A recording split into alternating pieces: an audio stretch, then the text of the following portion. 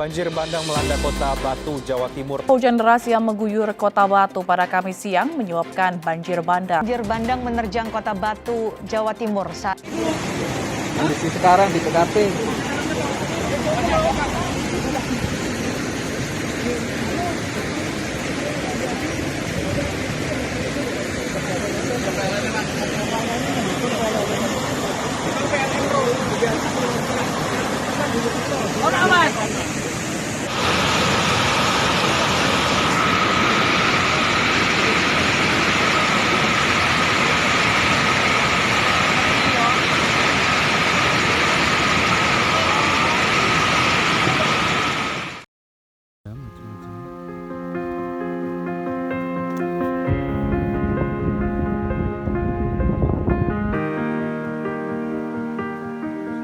Waktu banjir saya berada di hutan. Posisi itu ada kabut yang begitu lekat dan coklat dan disertai dengan turunnya hujan begitu lebat kurang lebih sekitar 2 jam dengan petir dan angin yang begitu kencang. Pelan-pelan dari sedikit-sedikit dari penggarap hutan itu dari tani menjadi pekebun kopi yang tanpa resiko banyak. Jadi kita tetap kopi bisa tanam di bawah tegaan. Jadi tetap fungsi hutan itu masih ada, masih alami. Untuk hutan meliputi hutan lindung dan hutan produksi sekitar kurang lebih 358 hektar. Ini masih belum semuanya.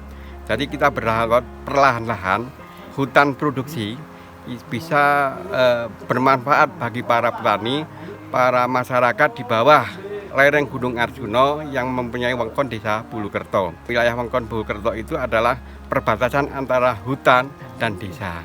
Jadi kita memanfaatkan masyarakat Desa Bulukerto untuk menanggulangi bencana-bencana, di antaranya ada bencana bakaran atau lain yang bisa dimanfaatkan dari pihak lain untuk menanggulangi. Contohnya saya masukkan lubang, Pak. Ya ini mungkin ini sudah lubangan resek, Pak. Oh ya, ini lubang resek. Ya. Lalu saya uruk gini. Jadi saya uruk begini.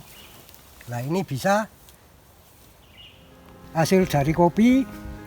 Alhamdulillah saya buatkan untuk bersih rumah. Saya buat untuk nyekolahkan anak mulai SMP, Pak, sampai kuliah, Pak, sampai kuliah. Satu panenan kalau uang dapatnya 10 juta antara 15 juta. Luasnya ini 1 hektar, Pak. Ini belum jadi loh, Pak, kopi ini. Kalau maksimal ya lebih banyak. Semakin tambah tahun hasilnya semakin tambah. Kan pohonnya semakin besar, Pak. Jadi bunganya semakin banyak. Ada sebuah fakta bahwa para petani hutan di lereng Gunung Arjuna itu mereka sudah puluhan tahun. Bahkan ada yang sudah generasi kedua melakukan aktivitas pertanian di lereng gunung. Baik itu di status kawasan hutan produksi ataupun di status kawasan hutan lindung. Nah kemudian dengan momen adanya peristiwa bencana banjir bandang yang menerjang desa lereng Gunung Arjuna di Bulukerto, itu menjadi sebuah momen pengingat bahwa ada yang salah gitu kan. Kita tidak bisa sekedar menyalahkan curah hujan. Memang curah hujan cukup tinggi, tetapi juga ditunjang intensitas tinggi pemanfaatan tanah atau lahan di hutan untuk pertanian sayur. Dari dalam konsep menggabungkan dua hal, kepentingan ekonomi sama kepentingan ekologi atau kepentingan lingkungan. Disitulah kita coba selaraskan dua kepentingan itu. Kami yang bantu hampir sekitar 30.000 bibit pohon, terdiri dari jenis pohon buah-buahan seperti alpukat, kemudian juga pete, kemudian juga kita kombinasikan dengan pohon rimba. Kawasan hutan lindung kita punya mimpi akan kita tanami pohon, sudah kita tanami, sedang proses, sekarang ketinggian sudah ada yang sampai 2 meter.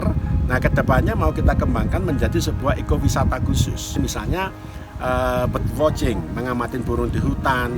Sejauh ini yang sudah terdata kami ada 52 spesies atau jenis burung, dan yang menggembirakan adalah kami juga mendata menemukan burung yang sudah langka yang dilindungi, yaitu elang Jawa. atau ini menjadi sebuah wujud burung Garuda yang menjadi simbol negara kita. Kami sejauh ini masih memantau ada 3 individu yang secara rutin berada di kawasan hutan di lereng Gunung Arjuna ini. Kalau di Hulu Berantas sejauh ini ya masih seperti yang kemarin ya Pak ya, kalau kita lihat begitu intens kegiatan pertanian di sana dengan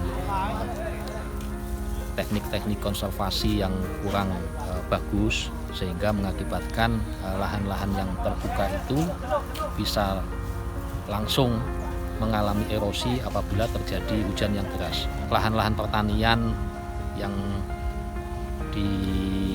dimanfaatkan untuk penanaman tanaman semusim, sayuran, misal wortel, kemudian kentang dan lain sebagainya. Ini kan pada musim kemarau saat ini berpotensi itu menjadi erosi apabila terjadi hujan yang membawa partikel-partikel tanah pada lahan-lahan pertanian tersebut. Itu nanti akhirnya akan mengalir di sungai dan akan terendap di waduk-waduk yang ada di hilirnya. Mitigasinya ya seharusnya kita tetap harus melakukan kegiatan-kegiatan konservasi ya, misal dengan kegiatan sipil teknis, ada kita membangun bangunan-bangunan pengendali erosi sedimentasi, misalnya cek dam, gali plak, resapan air dan pengendali erosi sedimentasi atau RAPES.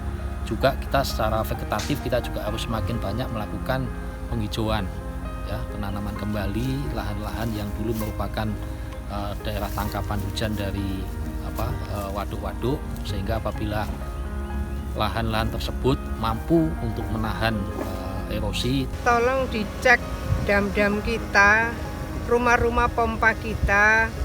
Dari pengalaman kita cukup banyak banjir yang mestinya tidak berdampak seperti yang kita hadapi jikalau di dam-dam itu sampahnya dibersihkan.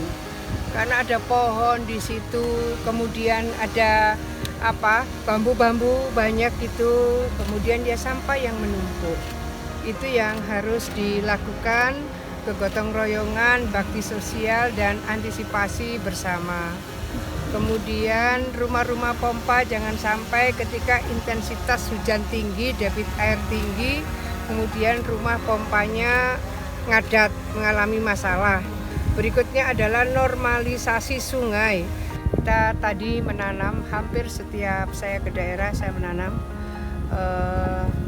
Menanam itu artinya kita sedekah oksigen. Selalu saya sampaikan kita sedekah oksigen. Maka selalu saya pesan nanamnya gampang, tapi memeliharanya ini kan harus seksama. Biasa saya tanya siapa yang memelihara tanaman yang yang saya tandur ini. Dan di sini kita tebar sebenarnya 50.000 benih ikan dan udang.